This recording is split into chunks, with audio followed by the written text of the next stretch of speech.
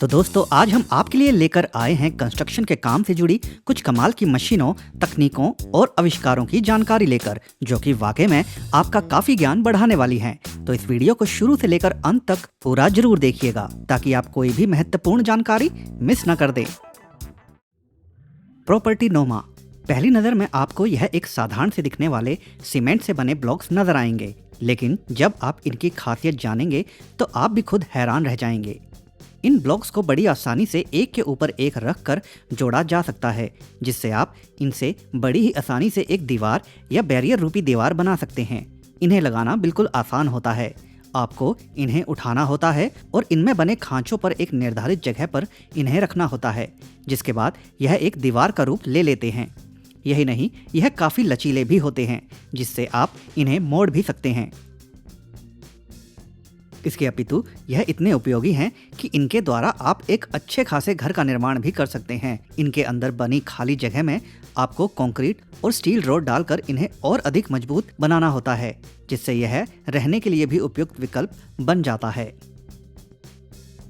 वेडल construction company. Germany में railway track के नीचे बने इस अंडरपास ने वाकई में कंस्ट्रक्शन जगत की दुनिया में एक नई ही मिसाल खड़ी की है। यहाँ पर इंजीनियर्स को एक रेलवे ट्रैक के नीचे पुराने अंडरपास की जगह एक बड़े और स्थायी मजबूत अंडरपास को बनाना था। उनके पास केवल 3 दिन का समय था, तो कारीगरों ने 3 दिन के निश्चित समय काल को ध्यान में रखते हुए सबसे पहले अंडरपास बनाई जाने वाली जगह को अनेक एक्सकेवेटर मशीनों के जरिए खोद कर चौड़ा कर दिया, ताकि पहले से ही तैयार किए गए अंडरपास के कंक्रीट ढांचे को वहां रखा जा सके। एक बार जब उस जगह को अंडरपास के ढांचे के अनुसार तैयार कर लिया गया, तो धीरे धीरे उस पूरे अंडरपास के ढांचे को उस निश्चित जगह पर धकेल दिया गया। जब अंडरपास को वहां रख दिया गया, तो उसके बाद सबसे बड़ी चुनौती थी वहां की भुरभुरी मिट्टी को अधिक स्थिर और टिकाऊ और धंसने से बचाना। तो इसलिए कारीगरों ने परत दर परत मिट्टी डाल डालकर उसे दबाते गए और उसे काफी अच्छी तरह से स्थिर बनाते गए। अंत में जब जगह स्थिर हो गई, तो रेलवे ट्रैक पर बिछने वाली बजरी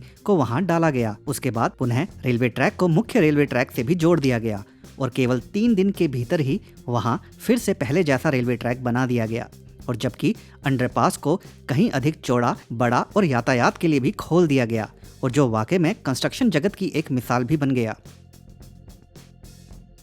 फ्रेडिक्स। कई देशों में साइन बोर्ड लगाने जैसे काम को भी बड़ी गंभीरता और सटीकता से करना कारीगरों के लिए अत्यधिक अनिवार्य होता है। तो ऐसे में आप यहाँ देख सकते हैं कि कारीगर एक छोटे खंबे को लगाने के लिए सबसे पहले बड़ी सफाई से वहाँ एक गोलाई में जगह को चिन्हित करते हैं। उसके बाद उसे बड़ी सफाई से काट कर वहाँ गहरा गड्ढा खोदा जाता है, ताकि खंबे को अधिक गहराई तक गाड़ कर उसे अधिक स्थिर किया जा सके। वह उसे ज्यादा गहराई तक नहीं खोदते हैं, बल्कि एक वाइब्रेटर मशीन की मदद से उसे दबा दबा कर अंदर धकेला जाता है, जिससे अधिक मिट्टी बाहर निकालनी नहीं पड़ती और काम भी सफाई के साथ होता है। एक बार खंबे के निचले सिरे को जमीन के अंदर तक गाड़ने के बाद साइन बोर्ड वाले खंबे को उसके अंदर डाल दिया जाता है और नट बोल्ट के माध्यम से उसे कस दिया जाता है। Australian tanks. आप जो देख रहे हैं वह एक आधुनिक भूमिगत जल भंडारण प्रणाली है, जो प्रीकास्ट कंक्रीट के हिस्सों को जोड़कर तैयार किया जाता है। इसमें एक बड़े टैंक को साइड पर बनाने के बजाय जमीन में गड्ढा खोदा जाता है और फिर फैक्ट्री में बने इन कंक्रीट के हिस्सों जैसे कि बेस, स्लैब, कॉलम और छत के पैनल को जोड़कर इसे तैयार किया जाता है। यह बिल्कुल जमीन के नीचे एक छोटे ढांचे को बनाने जैसा होता है। इन्हें असेंबल करने के बाद इसे मिट्टी से ढक दिया जाता है और ऊपर की जमीन को सड़क, पार्किंग या इमारत बनाने के लिए इस्तेमाल किया जा सकता है। यह प्रणाली मुख्य रूप से बारिश के पानी को जमा करके बाद में उसे उपयोग करने और शहरों में कभी कभी अधिक बारिश आदि की समस्या होने व जल भराव को नियंत्रित करने के लिए भी उपयोग किया जाता है, खासकर वहाँ जहाँ जगह की कमी होती है। इस तरीके को इसलिए भी अपनाया जाता है क्योंकि पारंपरिक निर्माण में ज्यादा समय लगता है। इसके मुकाबले यह प्रणाली तेज, साफ और ज्यादा भरोसेमंद है। Concrete canvas. सऊदी अरब में इस व्यस्त हाईवे के साथ में लगी इस छोटी पहाड़ी से गिरने वाले कंकर पत्थर से आए दिन कोई ना कोई हादसा होता रहता था, जिससे लोग काफी परेशान थे। तो ऐसे में इस समस्या के समाधान के लिए उन्हें कुछ ऐसा विकल्प चाहिए था जो कम समय में इस समस्या को हल कर दे। तो ऐसे में उन्होंने इस कंक्रीट कैनवस नाम की तकनीक का सहारा लिया। यह एक प्रकार की कपड़े जैसी दिखती सीमेंट की परत होती है, जो शुरुआत में एक लचीली चादर जैसी प्रतीत होती है। कारीगर इस पूरी परत को इस पहाड़ के अगले सिरे पर फैलाते जाते हैं और पहाड़ी के उस हिस्से को ढकते जाते हैं। यह स्थिर रहे तो इसे कीलों के माध्यम से फिक्स भी करते जाते हैं और जब एक बार इस पूरे कंक्रीट कैनवस को पहाड़ी की अगली तरफ बिछा दिया जाता है तो उसके बाद पानी की बौछार से इसे ठोस किया जाता है। यह आपको देखने में किसी टेंट या फिर लचीली चादर के भांति प्रतीत हो सकता है, मगर जब यह ठोस हो जाता है तो यह बिल्कुल कंक्रीट की भांति मजबूत हो जाता है। Combi fix.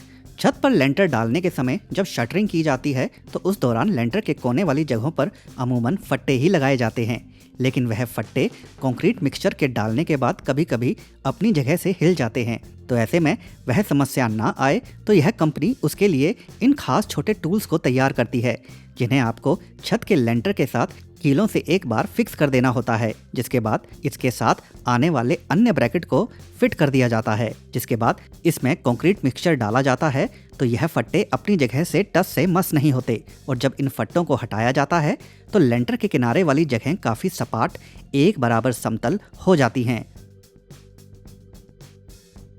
Wall grip. घर की दीवार की चिनाई कराते समय यह मिस्त्री दीवार के साथ इस पीले रंग की जालीदार पट्टी को दीवार पर बिछाता है और फिर उसके ऊपर ईंटों की चिनाई करता जाता है। लेकिन भला यह क्या चीज है और इसे दीवार पर ईंटों के बीच में मिस्त्री क्यों इस्तेमाल कर रहे हैं? तो दरअसल यह जाली दीवारों में ईंट की पकड़ को और अधिक मजबूत बना देती है। AAC ब्लॉक्स श्रेणी की ईंटों का इस्तेमाल घर की चिनाई के वक्त किया जाता है, तो इस प्रकार की फाइबर ग्लास से बनी पीली जालीदार पट्टी दीवारों को अधिक मजबूत बना देती है। दूसरी आम ईंटों के मुकाबले यह ब्लॉक्स वजन में हल्के होते हैं और जिससे इमारत पर जोर कम पड़ता है और दरारों से बचाने के लिए इस प्रकार की पीली पट्टी का इस्तेमाल कर उन्हें अधिक मजबूत बनाया जाता है। Ruby hall marker. यह बेहद छोटा सा लाल रंग का टूल टाइल लगाने वाले कारीगरों की सबसे बड़ी समस्या का हल कर देता है। इस टूल के द्वारा सही जगह का नाप लेने के बाद और एक बार एक टाइल के ऊपर छेद बनाने के बाद आपको इस टूल को अन्य दूसरी टाइल पर ठीक उसी कोने पर रखना होता है और ठीक उसी गोलाकार जगह को चिन्हित कर देना होता है जहां पर उस छेद को बनाना है। और एक बार उस छेद को चिन्हित कर लेने के बाद आप गोल ग्राइंडर की मदद से ठीक उसी जगह पर छेद बना देते हैं, जिसके बाद जब यह छेद बनकर दिखाई देता है तो उसकी दूरी ठीक दूसरी टाइल पर बने चिन्हित छेद की दूरी के समान ही होती है, जिससे मिस्त्रियों को अंदाजा लगाकर टाइल पर छेद बनाने की समस्या से छुटकारा मिल जाता है। एक्करमैन हैंडल्स। कई लोग अपने घर के आंगन में टाइल या फिर कंक्रीट से बने आंगन की बजाय कुछ इस प्रकार का फर्श बनाना पसंद करते हैं। आपको बस इस प्रकार के प्लास्टिक ग्रूव्स इन लंबे पैनल्स के साथ फिक्स करने होते हैं, जिसके बाद आप लेवलर की मदद से इनकी ऊंचाई को एक समान बराबर रख सकते हैं, जिससे भले जमीन ऊंची नीची ही क्यों ना हो, यह एक निश्चित ऊंचाई पर बने रहते हैं।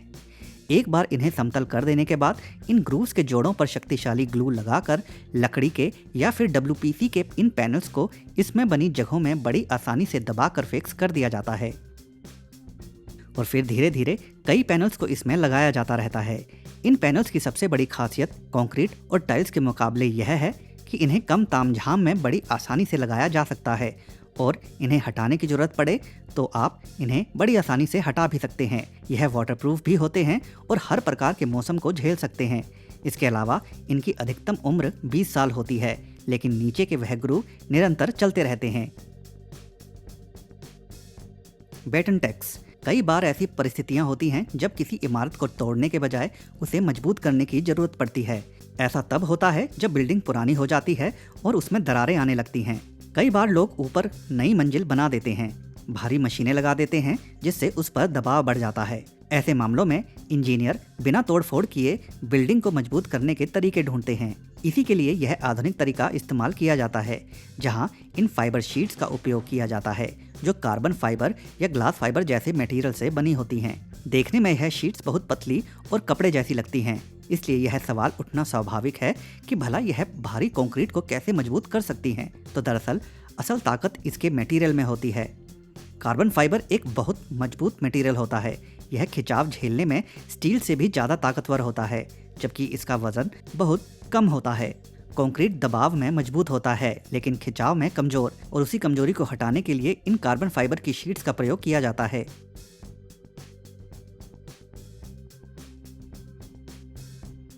जियो हाउस बाय जियोप्लास्ट। यह घर बनाने का एक आधुनिक तरीका है जो घरों को तेज गति से और काफी अधिक मजबूत बनाता है। इन मोल्ड को ब्लॉक्स की तरह जोड़ा जाता है और फिर इनके अंदर कंक्रीट डाला जाता है, जिससे दीवारें और फर्श तैयार होते हैं। अन्य आकार वाले बड़े दीवार के पैनल घर के डिजाइन के अनुसार खड़े करके लगाए जाते हैं। एक बार इन पैनल्स को लगाने के बाद इनके अंदर स्टील के सरिये डाले जाते हैं और फिर कंक्रीट को भरा जाता है, और जब कंक्रीट सूख जाता है तब इन पैनल्स को हटा लिया जाता है और जिन्हें दोबारा इस्तेमाल किया जा सकता है। यह तरीका काफी समय बचाता है, जिसके चलते एक घर का ढांचा कुछ ही दिनों में तैयार हो जाता है, जबकि ईंटों से बने घर में कई हफ्ते या महीने लगते हैं। इसमें गलती की संभावना भी कम होती है क्योंकि पूरा सिस्टम व्यवस्थित होता है। यह ईंटों के घर से ज़्यादा मजबूत होता है क्योंकि यह आरसीसी से बना होता है। इसके अतिरिक्त यह भूकंप, पानी और आग से भी सुरक्षा देता है। क्लोके ES20 RMC कंस्ट्रक्शन के काम के दौरान जब बड़ी इमारतों जैसे कि स्कूल, कॉलेज, अस्पताल आदि का निर्माण होता है तो वहां अनेक तारों को काटने के लिए शक्तिशाली टूल की जरूरत पड़ती है। तो यह कटर, जो कि रिमोट कंट्रोल से भी चलाया जा सकता है, उस काम को बड़ी आसानी से कर देता है। इसे कंस्ट्रक्शन के कामों के अलावा खंभों से लगी बिजली की तारों को काटने के लिए भी इस्तेमाल किया जा सकता है। इसके साथ एक लंबी भुजा को जोड़कर आप इसे ऊंची से ऊंची जगह तक पहुंचा सकते हैं और इसके साथ आने वाले ब्लूटूथ रिमोट कंट्रोल की मदद से दूर से ही इसे चलाकर तारों को काट सकते हैं। यह टूल हर प्रकार की तार को काट सकता है, चाहे वह तार कितनी ही मजबूत क्यों ना हो। डेप्रोन इंटीरियर इंसुलेशन। कल्पना कीजिए कि आपके घर की दीवार को बेहद कम प्रयास में तापमान के अनुकूल बनाना हो, और वह भी बिना मोटी निर्माण प्रक्रिया और बिना कमरे की जगह कम किए, तो यह प्रणाली वही काम करती है। यह एक पतली फोम की शीट होती है जो पॉलीस्टाइरीन से बनी होती है। यह आमतौर पर कुछ मिलीमीटर मोटी होती है, लेकिन फिर भी यह गर्मी को अंदर आने से रोककर कमरे को ज़्यादा आरामदायक बनाती है। इसका मुख्य उद्देश्य है सर्दियों में कमरे को गर्म रखना और गर्मियों में ठंडा रखना, और दीवारों को नमी और पपड़ी से बचाना। इसका सबसे बड़ा फायदा है इसे आसानी से लगाना। इन शीट्स को सीधे दीवार पर एक खास द्रव से चिपकाया जाता है जो आमतौर पर पॉलीमर या अक्राइलिक होता है। लगाने के बाद इस पर पेंट या वॉलपेपर भी लगा सकते हैं, बिल्कुल सामान्य दीवार की तरह। यह खास तौर पर उन जगहों के लिए बहुत उपयोगी है जहां दीवारें ठंडी रहती हैं, नमी की समस्या होती है या जहां जगह कम होती है। यह पानी को सोखता नहीं है, इसलिए फंगस और सीलन को रोकने में मदद करता है। फेल्जिड। कल्पना कीजिए कि आप छत या बिल्डिंग के किनारों पर धातु से बनी शीट लगा रहे हैं और आपको उनके किनारों को इस प्रकार बंद करना है कि पानी अंदर ना आ सके। पहले के समय में मजदूर हथौड़े और हाथ के औजारों से इस प्रकार की धातु की शीट को मोड़कर बंद किया करते थे, लेकिन उसमें दिक्कत यह थी कि काम धीमा होता था और फिनिशिंग भी अच्छी नहीं आती थी। तो ऐसे में आज के समय में उसी काम के लिए इस कंपनी द्वारा बनाए गए इस खास टूल को इस्तेमाल किया जाता है जो धातु की शीट के किनारों को एक बराबर तरीके से मोड़कर उन्हें अच्छे से दबा देता है, खास करके छत के किनारों पर। बस इस टूल को किनारे पर रखकर आगे बढ़ाना होता है और यह खुद ही एक बराबर दबाव देकर एक साफ और टाइट सील उस धातु की शीट पर बना देता है। लेयर होंगारिया। कल्पना कीजिए कि एक पूरे घर को ईंटों से जोड़कर नहीं बल्कि कंक्रीट के पहले से ही तैयार किए गए पैनल को जोड़कर बनाया जा रहा हो। जी हाँ, यही तरीका प्रीकास्ट या फिर पहले से कंक्रीट से बने पैनलों वाले निर्माण प्रणाली में होता है। सबसे पहले पूरी घर की योजना तैयार की जाती है। दीवारें, फर्श और छत के कंक्रीट पैनल कारखाने में सांचे की मदद से तैयार कर लिए जाते हैं। इसके बाद इन पैनलों को निर्माण स्थल पर ले जाया जाता है और एक क्रेन की मदद से हर दीवार के कंक्रीट पैनल को उठाकर उसकी सही जगह पर रखा जाता है। मजदूर उन्हें योजना के अनुसार सही तरीके से मिलाते हैं, लेकिन इस प्रक्रिया में सबसे महत्वपूर्ण हिस्सा आता है उन्हें जोड़ना। हर पैनल के अंदर पहले से ही लोहे के जोड़ वाले हिस्से लगे होते हैं। जब दो पैनल आपस में मिलते हैं तो इन लोहे के हिस्सों को बोल्ट या वेल्डिंग से जोड़ दिया जाता है। इसके बाद जोड़ों में विशेष कंक्रीट मिक्सचर भर दिया जाता है जिससे सब कुछ मजबूती से आपस में जुड़ जाता है। इससे पूरी संरचना मजबूत और स्थिर बन जाती है, जिससे 2 मंजिला घर केवल कुछ ही दिनों में तैयार हो जाता है, जिसे पेंट इत्यादि करने के बाद यह विश्वास कर पाना मुश्किल होता है कि यह पूरा घर पहले से तैयार किए गए कंक्रीट पैनल से बनाया गया है।